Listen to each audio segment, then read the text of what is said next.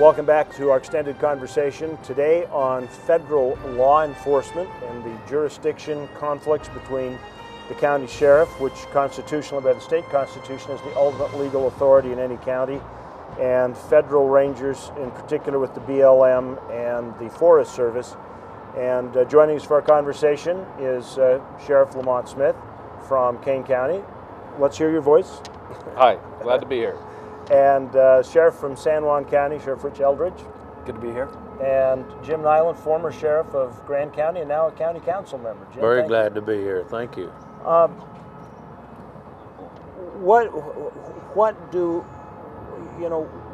What do we do to protect the citizens? Because ultimately that's what your responsibility is. As sheriffs, you are sworn to protect the citizens of your county. And what kind of things are happening that you feel that the protection of your citizens or justice is not being served to them? I mean, in particular, you've got any incidents or? Well, yeah, I mean, like I had an incident with a ranger that actually was responded by another BLM seasonal employee on a dog off the leash situation on public land. And when the ranger confronted the young people along with a child, he felt so threatened, I don't know from what, he actually pulled his sidearm on those citizens, physically arrested them, took them to the county jail, wanted them to be incarcerated, and luckily the jail staff called me, and I told them absolutely not. So when I complained about that, because I knew that he had a dash camera in his car, when I complained about that to the U.S. Attorney, the U.S. Attorney pretty much told me that the only way that I could get a copy of that dash camera tape is if I promised not to prosecute that ranger for violating a state law, which is brandishing a firearm or aggravated assault on these young people. Well, but now that should be a conversation with the district attorney, not with the sheriff, because your job is to conduct an investigation. Is that I know, but what they were doing was trying to keep us from doing an investigation and not giving us the proper evidence so that we can conduct that investigation. So that's interfering with that's actually interfering with the duties of a police officer. That's correct. And you've had the same situation with your road? Yeah, we had an RS 2477 issue down in San Juan County. It actually turned out to be, it was not a county road, it was an open road, but when I launched my investigation, the solicitor or the attorney for the BLM, who we was investigating, an employee of the BLM, told them and everybody that was involved in this not to talk to my investigator until they did their own little investigation, thus, thwarting any efforts in trying to conduct my investigation. They told them, don't talk to them, don't have anything to do with them, don't answer their questions. What impact does this have on other law enforcement agencies if you've got people kind of coming down hard and belligerent? And believe me, I think any one of us have experienced this when these rangers don't exactly know who they are. I've encountered it before. Does that have impact on other rangers and law enforcement? Well, sure, people? I think it does. I mean, it gives law enforcement total, kind of a bad reputation, and people are getting to where they're really being tired of being bullied around by the federal rangers, and I think it reflects back on just your local law enforcement people or your state law enforcement people. And something really needs to be done, because I'm afraid that it's really going to get into a real situation to where there's going to be some real violence. I mean, I stem the shooting that we had down in Grand County with the state park ranger. I think that individual person was just being tired of being bullied around by a ranger, even though this individual was a state park ranger, which was an excellent guy. I mean, he's a super ranger. But I just think that people are going to finally get tired of being pushed around by these people.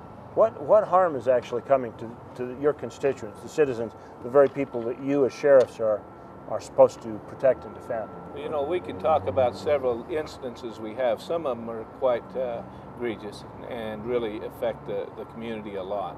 We have a situation down just to the south of us in Fredonia. It's on the new monument that they had down there. A 70-plus-year-old individual was riding his four-wheeler out and rode off-road and rode out, which is a violation of the law. You can't ride across the country. You have to stay on the trails. But he had ridden the same little short distance, less than 3 miles, I think, or 2 miles, and to go to a viewpoint that he's always went and driven to all of his life. And he's older now, so he took a four-wheeler instead of rode his horse.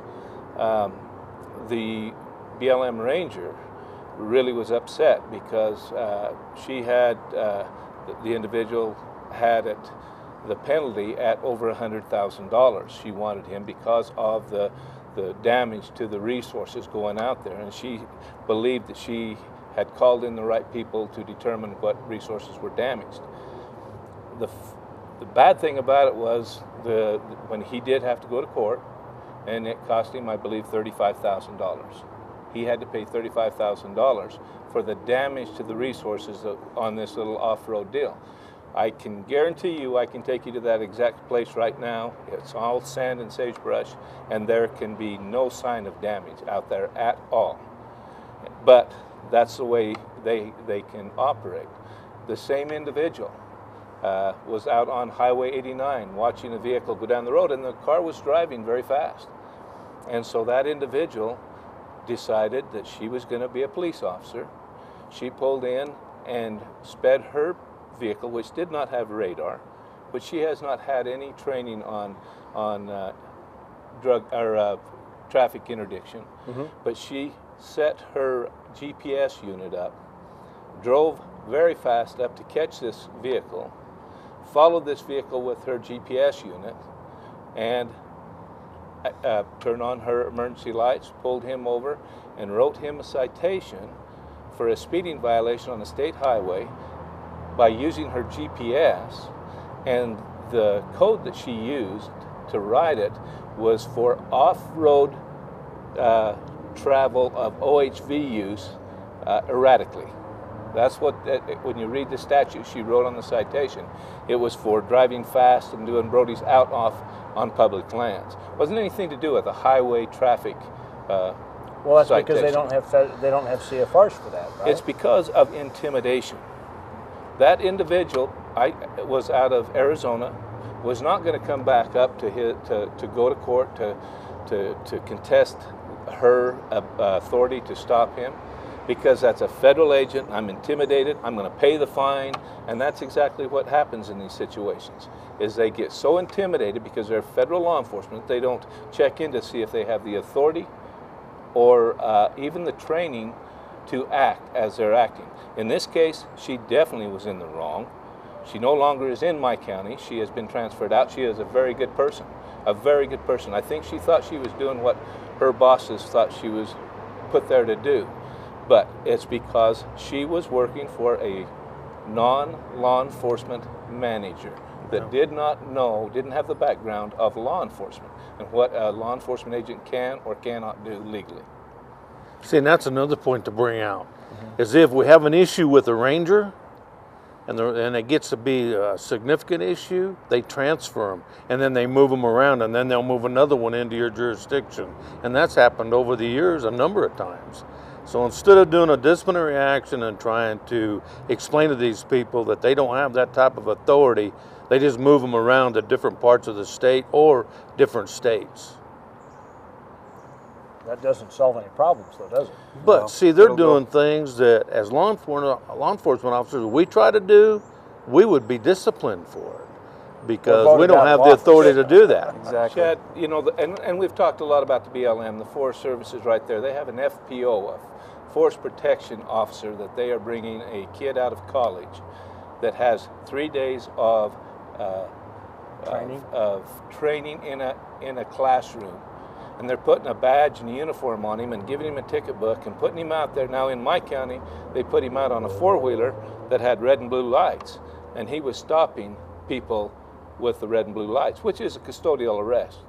And that, so then we as sheriffs have to determine whether we should arrest that individual for impersonating a peace officer because he is doing something illegally, or And he's doing nothing more than what his bosses are telling him to do. Luckily, we had some sensible kids that we got them to take the lights off of their four-wheelers and said, don't pull over anybody. If you have a chance to talk to them, I guess that's your job, talk to them. But don't act like a police officer, because you're going to get yourself hurt.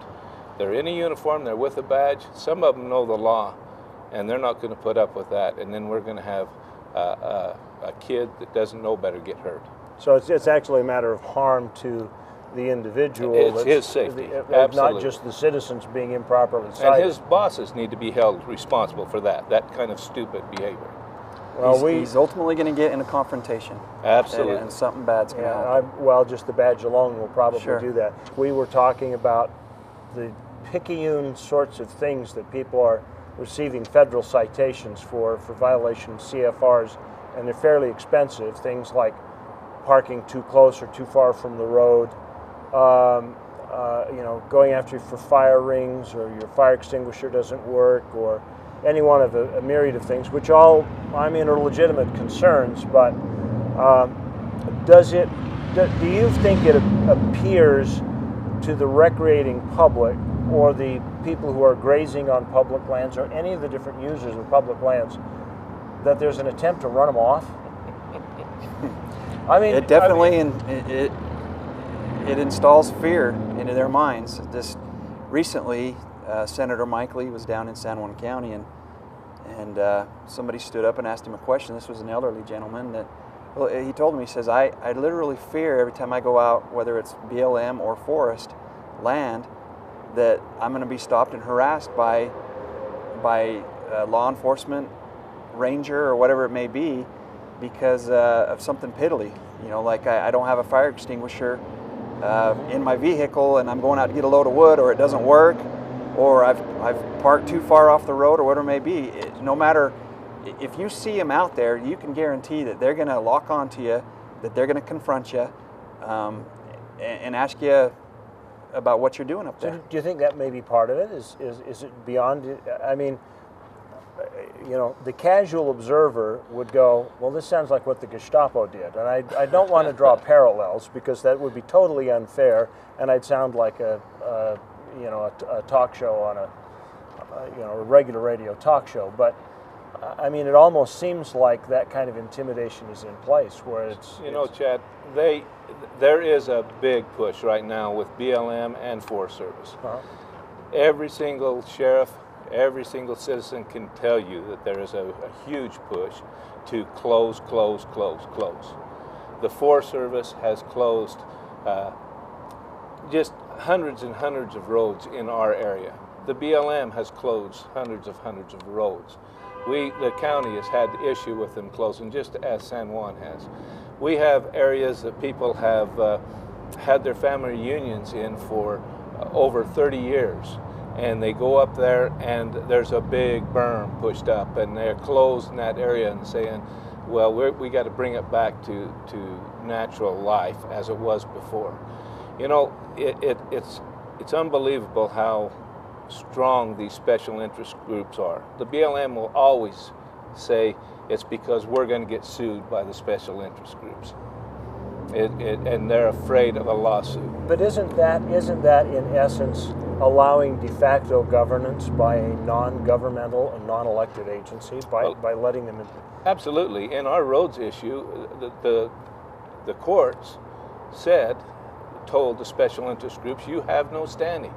I think that's a great ruling that came down, that if we have a problem, a disagreement between us and the Forest Service, us saying Kane County and the Forest Service, or Kane County and the BLM, it's an issue between us. It's not an issue with these special interest groups like the environmental special interest groups. They have always intervened and caused both BLM and Kane County a lot of money to come to a decision. But it seems like that would almost be in conflict with FLTMA, because FLTMA says very specifically, to the furthest extent possible, they are supposed to cooperate with local agencies and land use planning. And so the local land use planners get roads closed on them because an interest that has no standing threatens to to Absolutely. litigate, and then they become the ones setting policy and regulation for And the it goes counties. even farther. In FLIPMA, under the authority of the BLM, it states, if the Secretary deems it necessary for law enforcement on public lands, he shall offer a contract to the local law enforcement having authority in that area. It doesn't say he can go rent or hire his own ranger. It says, you know, shall is a pretty strong word. They can say may or could. It says that they shall offer a contract to the local law enforcement having authority in that area. And they, in my case, every time a ranger comes in, I send a letter to BLM saying I would love to sit down and negotiate a contract with you as it says in your authority page, and I get ignored all the time. I do finally have one contract with the BLM, and it's working great. And with the field manager in Kane County, it's working absolutely phenomenal. But I still have problems with the Grand Staircase Escalante because they will not even recognize, they have never even returned a letter back to me when we have written a letter to them asking them to sit down at the table and negotiate a contract. See, that's another point when Lamont is talking about this contract. They're so inconsistent. I mean, for years, I did a budget and proposed it to the BLM at their request for a contract issue for a ranger that would be under the jurisdiction of the county sheriff. And of course, they never would authorize that. But like Lamont says, there are different counties in the state that actually do have contracts with the BLM for rangers on law enforcement issues. But they're so inconsistent statewide. I mean, it's just helter-skelter. I mean, they just do whatever they It all want. depends on the manager you're working with. Is it also somewhat dependent upon the kinds of lands you're on? Because you guys are all in Red Rock Wilderness area, and you've got monuments to deal with, and you've got parks and proposed wilderness areas and proposed monuments, and you're surrounded by that. Is there any correlation along those lines? Well, specifically, and I think Sheriff Smith was talking about just BLM. Am I correct? Yes. And I had a case similar to Sheriff Smith where I approached the civilian manager down in Grand San Juan County and told her, hey, I'd like to have a contract with you. You know, let's have a deputy out there doing this work instead of you duplicating what a deputy does. And she told me, she says, I don't want to give that position up because they're too hard to give back. If I give that to you, I may not ever get that back, and they want that control. And anyway. And a good point there that Rick made was that they duplicate the job of a deputy. There is nothing, absolutely nothing that the BLM Ranger is out there, his job description does. It does not duplicate exactly what we require of our deputies. I talked to the monument manager, and they said, well, you concentrate on people crimes, and I'm having my rangers concentrate on resource crimes. And I had to correct him. I've never seen a resource commit a crime. It is people that commit the crimes, and I assured him that if a person was committing a resource crime, then my deputies would take action. And we will. We'll enforce the law. There's state statutes for everything. That's exactly if they're right. out there tearing up the country on a four-wheeler, we'll go out there and we'll write them a ticket for disorderly conduct or damage, whatever it may be. You bet. And so there you have it. The local law enforcement officials are dedicated and say they will enforce these laws. The federal authorities are overstepping their bounds.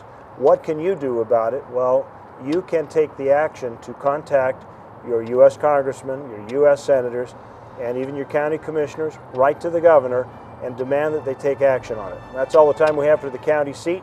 Hope you get involved. Local governance is only good when you're engaged. We'll see you next time. Thank you, Chad. Thank you, guys. Thank you. Appreciate it.